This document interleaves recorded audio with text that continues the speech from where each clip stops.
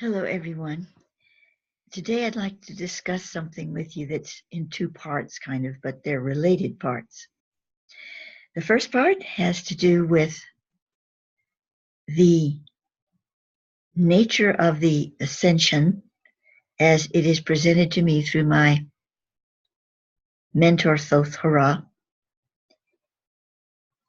and what has been given forth from the files, apparently, of the CIA, if we're to trust this. I have a video below that is this video that is talking about some files about a cataclysmic disaster in our future. It's almost certainly to happen because it has happened before, again and again and again. We have evidence of this in the strata of the earth. And the more we study it, the more we realize that there's been a flip-flop of the poles. It's been very sudden, very extreme, and extremely cataclysmic. So it's bound to happen again. This is the consensus. The CIA report that was heavily redacted and released talks about this, and it had been in, secrecy up until this point. This video is questioning why it was secret. What is the redacted part?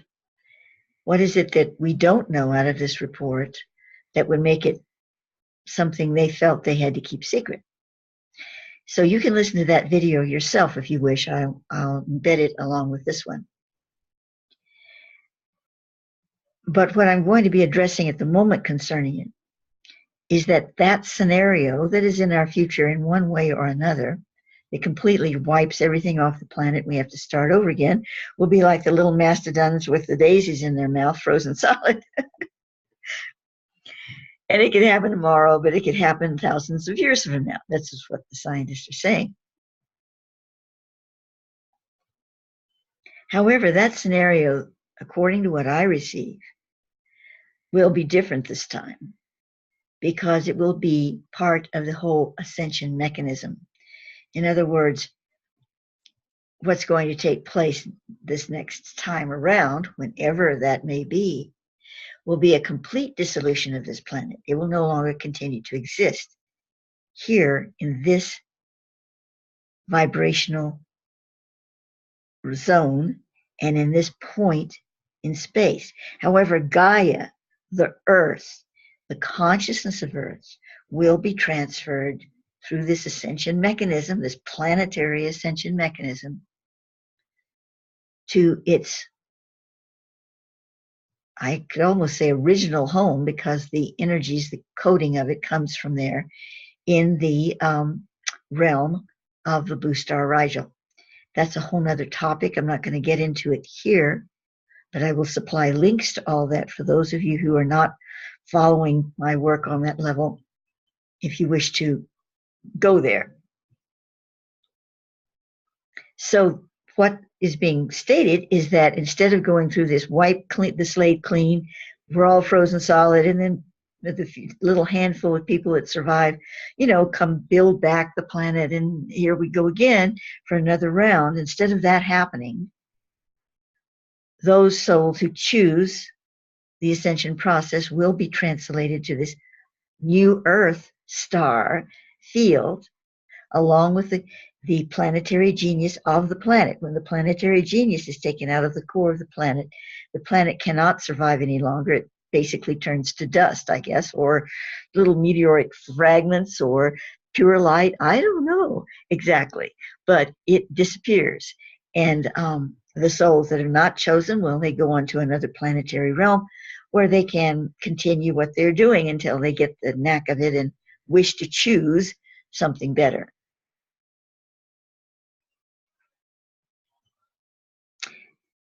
The other part that I'm addressing, well, there's maybe several parts. The next thing I'm addressing about this part is that this redacted part that's been left out, the things that have been left out of what was released. And they're saying, well, what did the CIA still not want us to know about this? And why was it so secret? There has to be another part to it. And this is what I'm addressing in this way. I don't know exactly how much was in that particular report. However, Sothis told me very, very concisely that the elite, what he calls the One World Legion, the OWL, and their controllers, who are what he calls the architects,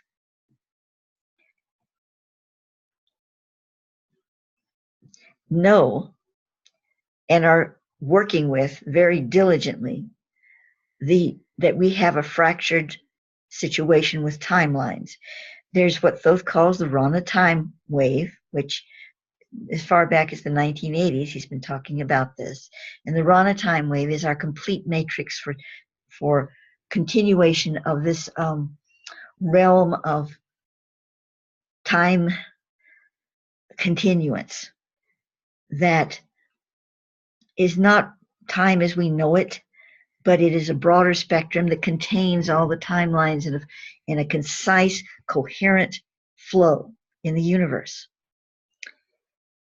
We separated from that, not completely. We bump against it back and forth, but it's not, we're not coordinated with it.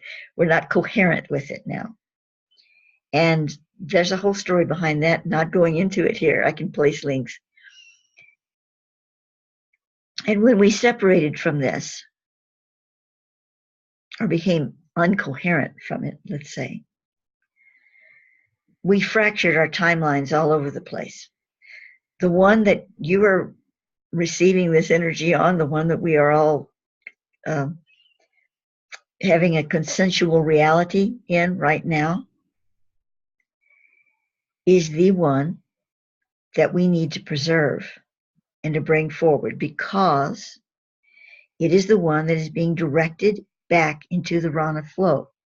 Now, all the little fractured timelines, the alternate realities that are out there that dead end, are going to be healed and brought back into the one. Now, that doesn't mean we won't have alternate timelines, but they will be flowing coherently, and they will all end up in the same place. What's happening now is that these timelines are all fractured. What we're on here, what we're talking and interacting on here, is the one that needs to be the point that says, okay, I'm anchoring. Now all the others can unfracture and come back into cohesive being. This is such a difficult topic for me to translate to you, for me to tell you what I'm seeing about it, and for them to even allow me to understand more fully. So I don't go there a lot because it's just so hard to talk about. I don't want to wind up confusing you more rather than unconfusing you. But it's necessary right now for me to go into it a little deeper. So see us as the point and all the little threads connected to this point. And we are being guided by natural evolution. And I'm talking about dimensional evolution, not coming from Cro-Magnons to humans and all this stuff, but the true evolution with a big capital E. We're being guided by that, but we're also being guided by our mentors, our ultra being mentors, the angelics, all of these beings, to come into alignment, to flow in this direction, to gather up into our skirts all these little fractured beings and say, point here, come back, point over here, and allow the energy to flow to the Rama. And in that way, the Ascension program can be fully activated.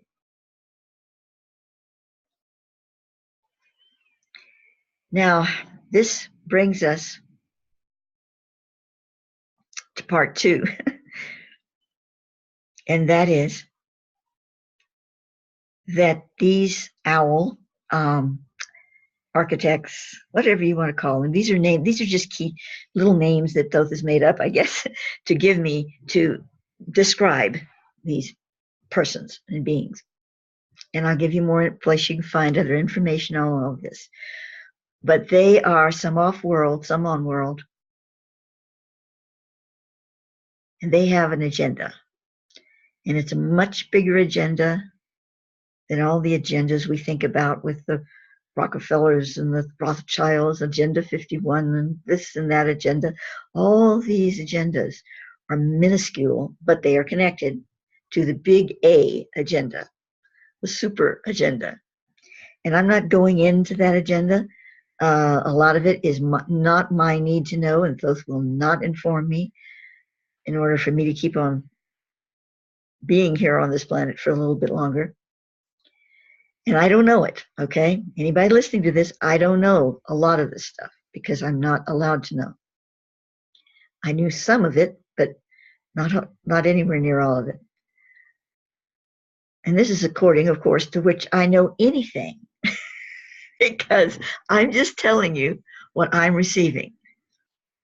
And I'm not here to say, oh my God, I'm the one that has all the truth and nobody else knows anything. That would be pretty stupid of me because that wouldn't be true at all. Some of you listening to what I'm saying now probably have bits and pieces that I don't know. So I'm just saying that this is what I'm receiving, and I have an inner confidence about it in general because of the many years that I've been associating myself with this energy flow and what has come out of it and what is cross-checked in the whole picture of what I've received. But that doesn't mean that it's bulletproof. It just means that I've been around a while, I've done this a while, and I have a personal confidence about the basic information that I receive. So based on that, I'm going to step a little further and say that what I receive has to do with these alternate timelines. There are very specific alternate timelines that the owl and architects have learned how to not completely fabricate, but take one that's all fractured and messed up and build it to their own construction. Of course, one would have to say, well, at this point, I know a lot of you are thinking, what the heck is a timeline? Why, how can I understand what you're saying if I don't understand what a timeline is? And I'm not sure that I understand it entirely either. Probably not. But very basically, it is a flow of reality that has a sequential ordering. It gives you a sense that you are passing through something that we call time. Let's just leave it at that for now because I'm sure there's more to it, but I think that will suffice to say, okay, so we have this reality stream. You could call it a reality stream as well as a timeline. And this reality stream has a natural current to it, but the current has been disrupted, so it's all fractured. It's not reconnecting to the Rana. It offshoots from our main point. We are the point, remember? And these little currents are offshooting and they're fractured instead of being natural like they should be. So the owl, or a faction of the owl, takes one of these little fractured lines that they can find through electromagnetic resonance. This is all science. This is not witchcraft or some kind of strange supra paranormal experience, because everything that's paranormal, that's truly paranormal, is science. So they can find this on their little machines that they have developed, that they have retro developed from crashed spacecraft and some of the ET influences that are actually helping them to do this because they have their own agenda. And they can find these little timelines that are fractured, and they can take one or two or three or four, how many they're using, I don't know. And they can massage it and put in their own stuff. They can reprogram it. That's the word I'm using. looking for. They can reprogram a timeline, a fractured timeline, and put in their own stuff. They find one that's already kind of working in the direction they want, and then they work with it, to create what they want.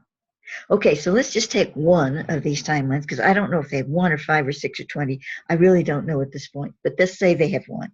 And here it is. It's been reprogrammed. It's their little baby. They've got it ready to go. They've got all this stuff that's going on down this timeline. And some of it was already happening there before they reprogrammed it. And they liked what they wanted. They got it because it was what they wanted. And then they, massaged it.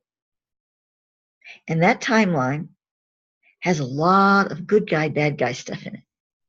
Now, we have good guy, bad guy stuff over here, too, on our point. But on the fractured line, they make the bad guys win, you see. But they make the bad guys look like the good guys. And then they win. It's already a conclusion. There's already a conclusion on their timeline. There's no guessing. Now, the next thing they need to do is to draw the majority of the human consciousness down that timeline. They take it away from point and they bring it in to their little box that looks like a real reality that's going to go somewhere, that's going to have an ability to make a positive conclusion in it, that abides by the laws of point, but it doesn't abide by the laws of point. It is already a fixed system. You buy into that, and you're buying into their fix. And it's taking you away from point. It's taking you away from the Metatronic conclusion into the half-light, forever-ending, half-light, dead-end spectrum. You get away from the natural laws of physics that are on point into a modified, boxed canyon where everything is set up to end badly. Badly for us. So how do they get us into that box? I mean, it doesn't look good. Even when it has some false faces on it, it still doesn't look good. It looks a lot worse than what we've got here. So how did they get us to buy into that? Well, they tell us that it's point. They tell us that this is really what we're living now. It's not an alternate little fixed situation. It's what we're living now. It's what we have to deal with in point, which is not true. Now, they have their messengers to deliver this message. And these messengers, for the most part, are entirely sincere. They have been pre-programmed with that reality being the real one. How are they pre-programmed? Well, they were in a program, 1 or 2 or 3 of some of these programs, where they thought they were doing whatever they were doing. They didn't realize what it was. They got into the program. And then they went, oh, God, this is awful. I don't want to do this. I want to tell the world what's going on here. This is bad. So they leave the program and become a whistleblower. But before they leave that program, they have already been seeded with what they want the whistleblower to say. Now, they don't know that. They think they broke away from the program, and they're going to come tell you how awful this program is and all these things that are going on in that program. But they have been programmed with false memories, false realities. They're not entirely false. They're in this little box canyon setup, this false reality setup that is a reality now because they created it to be so. But they don't know that it's this alternate. They think it's point, our reality, because that's how they have been programmed. And a lot of what they're telling you is true in point. It is true, unfortunately. but a lot of it is not. A lot of it is the alternate version. That's the setup. And it has been programmed very, very carefully. It has just the right amount of point information that's scary still, because it is, and they have just the amount of this other reality to bring you from point, curve you around, and delicately place you in alternate without you even knowing anything. So if you listen to, and I'm not talking about all whistleblowers now, I'm talking about the ones that are dealing most specifically where they got out of programs that there was a mind control or aspects of traveling to other dimensions to receive information and coming back. Anytime they go in a situation, they allow their physical self to be brought, like, from Earth to Mars in an instant and go over to Mars and then come back to Earth. That really exists in point. But anytime they allow themselves to have been part of that, or with the Montauk Project where they go over to another realm and come back, they've been messed with, now they've gotten free. They haven't gotten free because they have been programmed that if they ever become a whistleblower, this is what they're going to blow. And it's all been very carefully orchestrated. So that doesn't mean that a lot of what these particular whistleblowers are saying is not true in our reality point spectrum. But a lot of it isn't. And those points that aren't carry you over to the alternate reality if you buy into them big time. Even if you buy into them a little.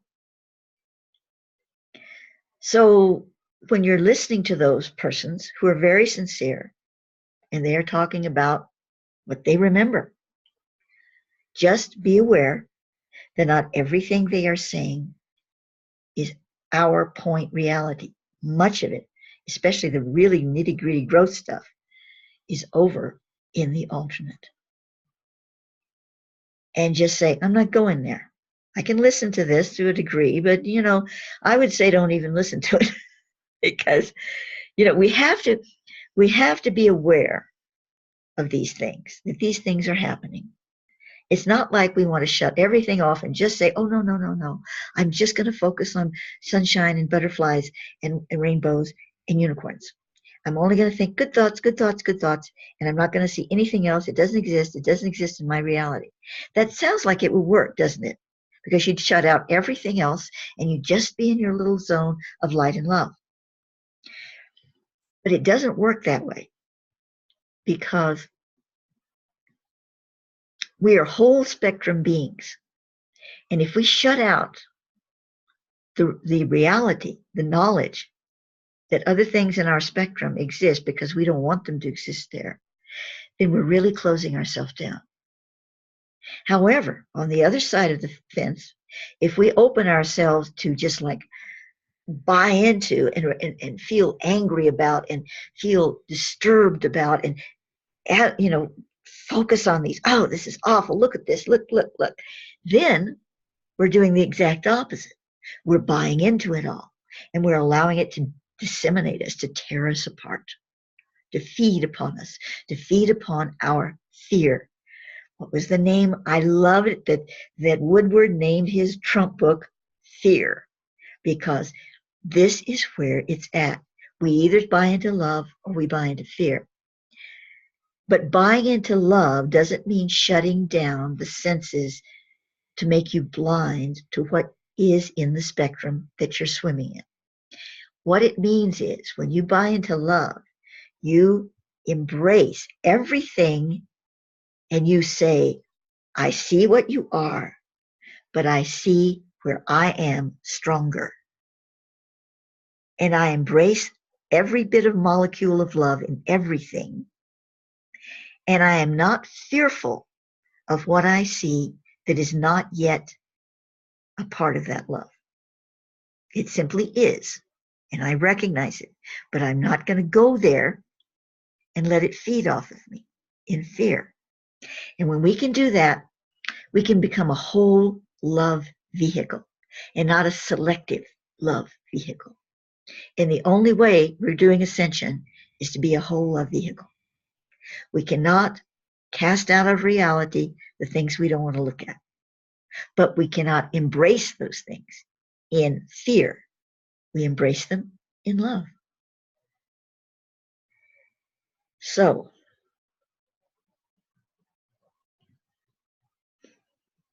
let me come back to my original topic.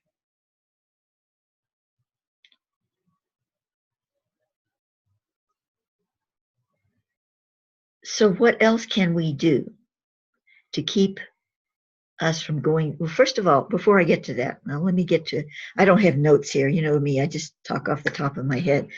So, let me get back to what happened. What would happen, let's say, if enough people, souls, consciousness went down this little fixed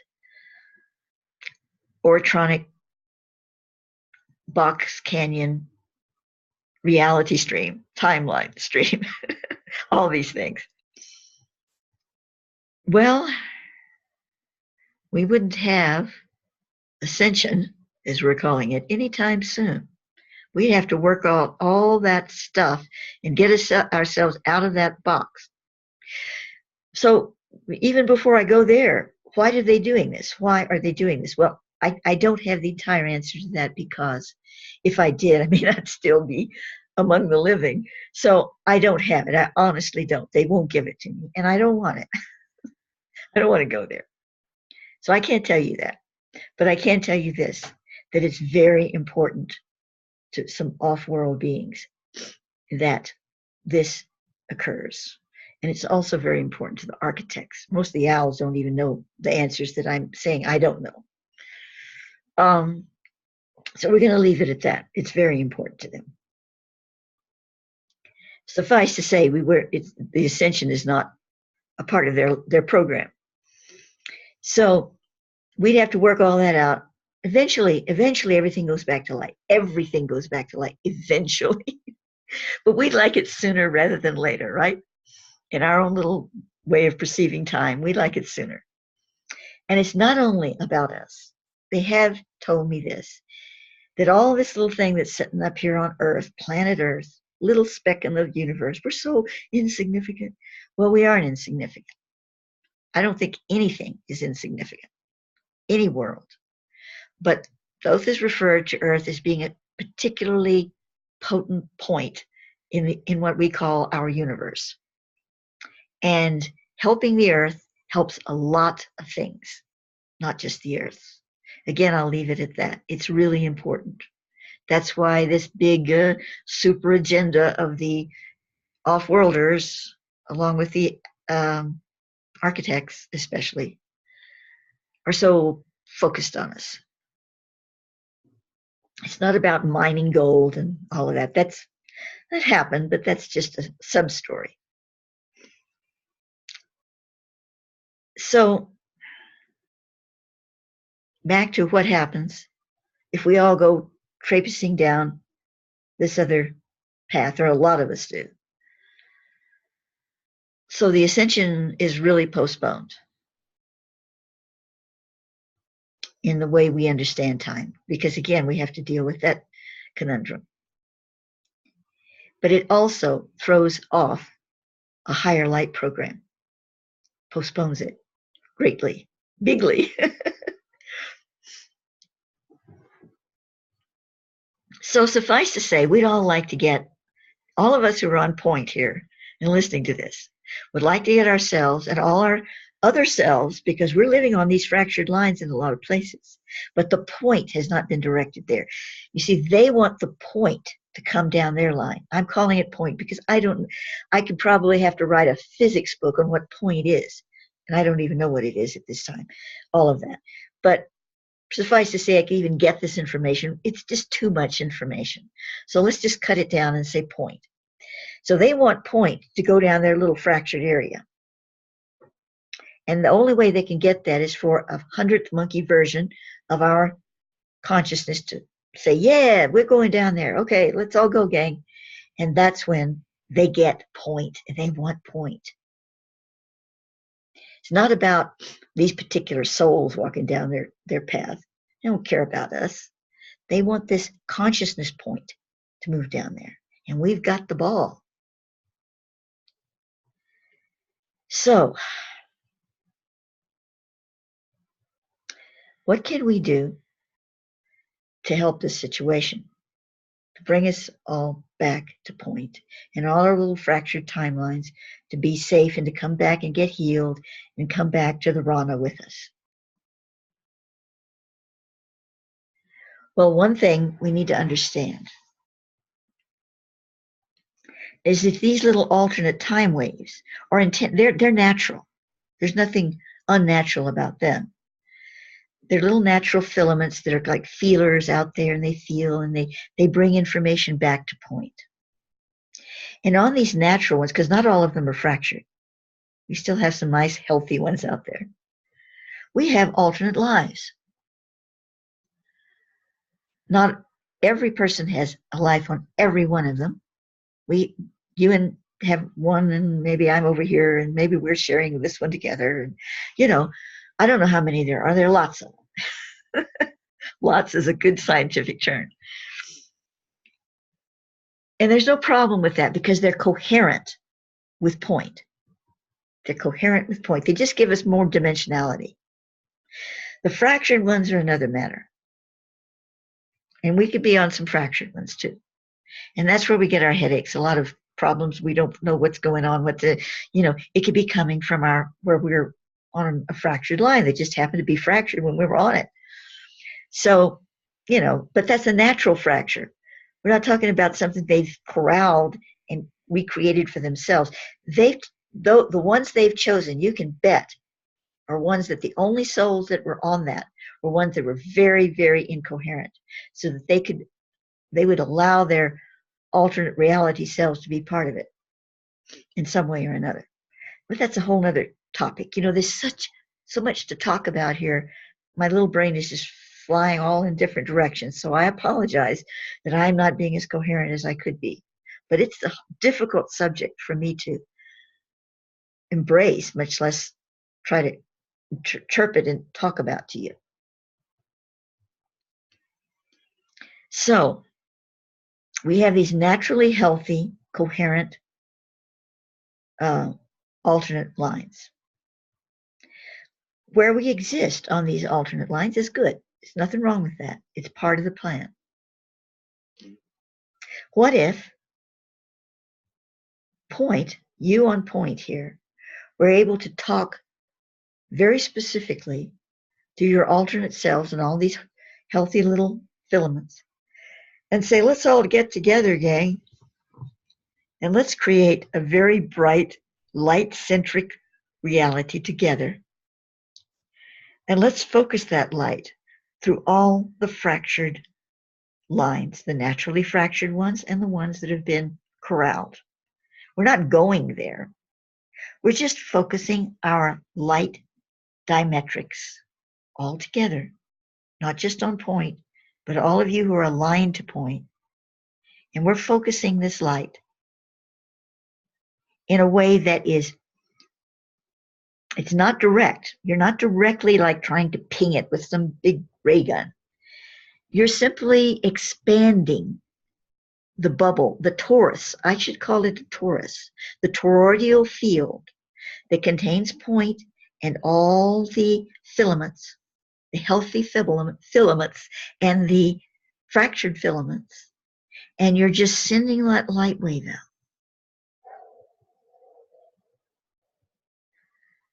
It's omnidirectional. It's not laser. It's omnidirectional. And every night before you go to sleep, you picture yourself on point and you talk to your little healthy lines and you say, your little healthy filaments of alternate lines, and you say, okay, let's do it. And it comes in and it starts helping to heal the fractured lines. These fractured lines, other ultra beings are helping us heal as well. But they can't come in and just ray gun the bad guys and get them out of the way. That's not the way it works. I won't say can't. I will say won't, because it's against the natural law that's involved here. We are karmic beings as well as dharmic beings. And we have created the karmic realities that allow these negative situations to develop. And if they were to come in and say, let's make it better for people on earth, we'll just erase all of this. Okay, no problem. We'll take care of it for you because we can. Our soul evolution would be so stifled. It would be worse than what the negative guys are doing to us. So they are helping us where they can, where our dharma karma balance allows them to help us. But we have to get in there, roll up our sleeves, and do this work. And one of the things we can do that I'm suggesting is creating this field. I love that sound effect, don't you? It just feels so liberating. And we just stretch out and just do it, you know? But we're not engaging these naturally fractured lines, and we're not engaging the setup ones, the ones that have been redesigned. We're not engaging them by any kind of death rays.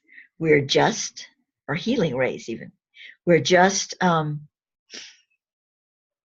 omnidirectionally creating this expanding bubble of light from all the healthy alternate lines as well as our point.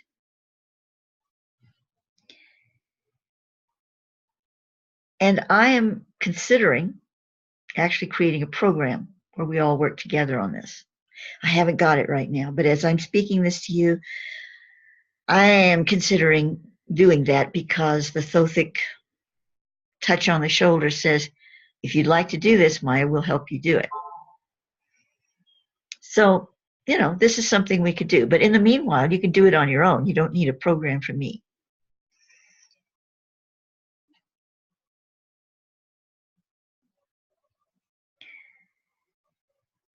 There are places on the planet that hold specific portals that access directly the Pyramidus radius. Now, this is another topic. I will put a link to it. Hope I can remember all these links that I'm telling you. Most of you that are following my work know about the Pyramidus radius matrix, which is the platform that those that are choosing to ascend are moving into even as we speak. It's a platform that connects us to the Ascension program so that we can ascend from that platform. I'm putting it very simply here. Again, I will supply a link. But the Pyramidus radius is linking to healthy timelines, alternate timelines, as well as their future points. No, let's scratch the word point. I don't want to use the word point again. We're using it for only one thing right now, and that is where we are now, on points. So forget that.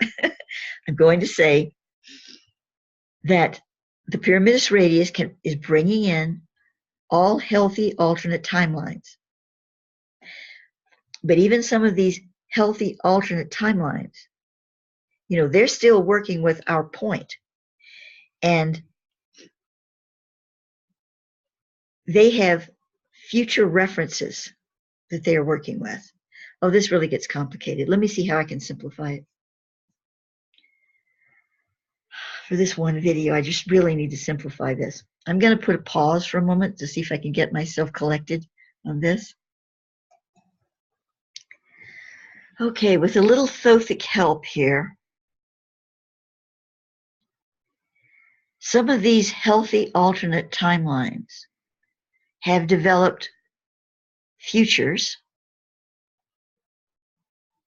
that have a certain amount of victory in them. That is, they are not sunk in some horrible morass, but they have not ascended. So in other words, it's like us. Let's take our point for a moment. Let's say point takes a long time to get to this ascension frequency. Hundreds and hundreds of years. Instead of just maybe 20, 30, 40, 50 years. In our point spectrum, they're looking for sooner rather than later. But in some of our healthy alternate zones, they've managed to continue and to do fairly well under the circumstances as a world consciousness and go much further in time, still no ascension, but they're working diligently.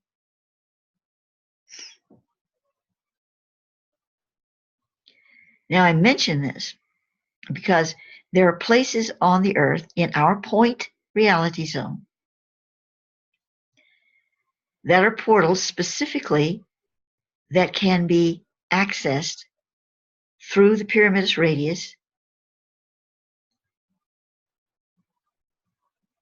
that bring in some of these healthy alternate zones where they can travel to us. In other words, they're traveling from our future, but it's not really the future on point.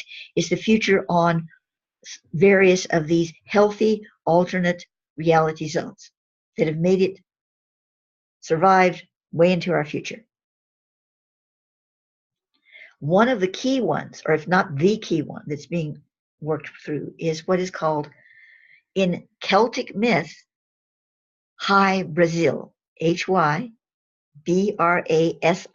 You can Google it and you'll find all kinds of myths about this Brigadoon-like island that appears and disappears off the coast.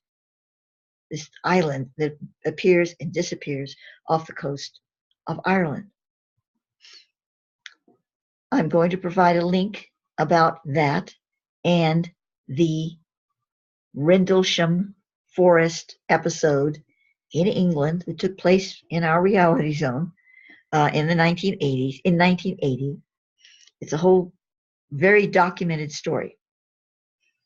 And the beings that sent their drone ship and landed in Rendlesham Forest, and that the sergeant or the officer managed to touch the symbols and get all this download of all these codes that he wrote in his little notebook in 1980, but he couldn't figure out what it meant. And then he came forth later in 2010, I believe it was, when they had computers that could figure out the code, and they decoded a lot of, not all of, the message. And it said that, the craft was coming from, according to their calculations, it could be a different year than we understand it, whatever their way of counting, 8100, the time 8100, and it was a research, an exploration. Well, what they were doing, according to Thoth, is exploring. They were timeline healers. They were working to heal fractured timelines, but they had to come on point with us to gather certain information.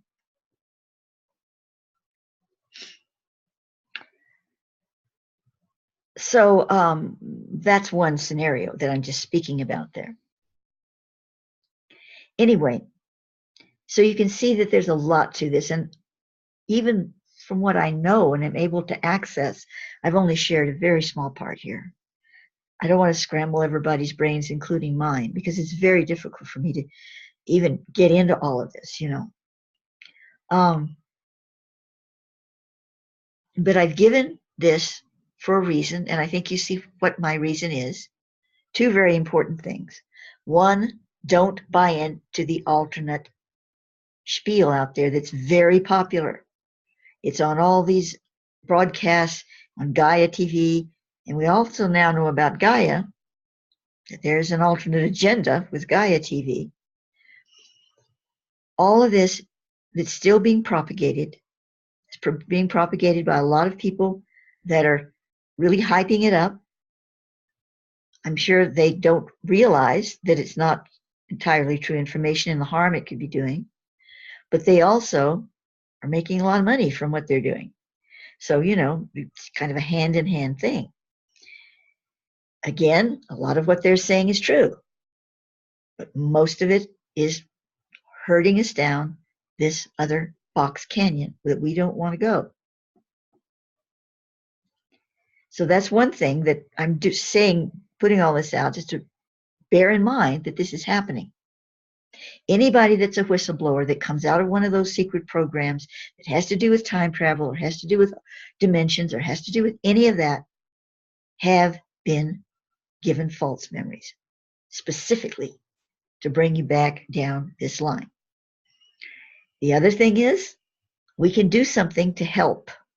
And one of the things that I'm just putting out there for the moment is this thing where you just bring your energy field, and I've already explained it, you could, you know what I mean, into this, and help heal these lines. There's other things too, and I'm very seriously thinking I need to start this program. But you have to bear in mind that I'm only one person. I had this silver lining project, that I was given. Well, it's just sitting up there. If people are accessing, that's great. I can't do it all. I just can't. And, I'm going to be celebrating my 70th birthday in March. I'll let everybody know. Yeah, I don't look it, and that's a very good picture. I posed just right, and I have all my makeup on. But it looks like me, basically. Fortunately, I've been able to keep myself together on the outer, but the inner is not always that good. But, I'm in my golden years. So I need to take care of myself. I want to be here as long as I'm needed. Well, we're all needed for a certain period of time. And I feel I'm still needed for a while in this zone. But I'm looking at, well, I need a little help here in people that are dedicated to some of these projects that really feel, it's worthwhile and attuned to stay on point with them without my constant, guidance or pointing you back to it. So like the Silver Lining Project, something that it's sort of just sitting there. I didn't take it any further, but it can be taken further by other people.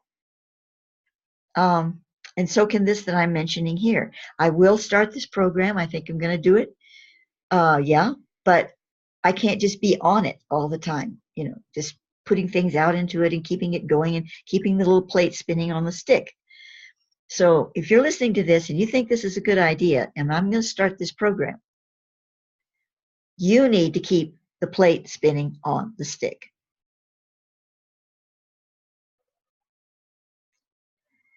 Okay, so I will conclude here, at least on this video, and thank you all for listening.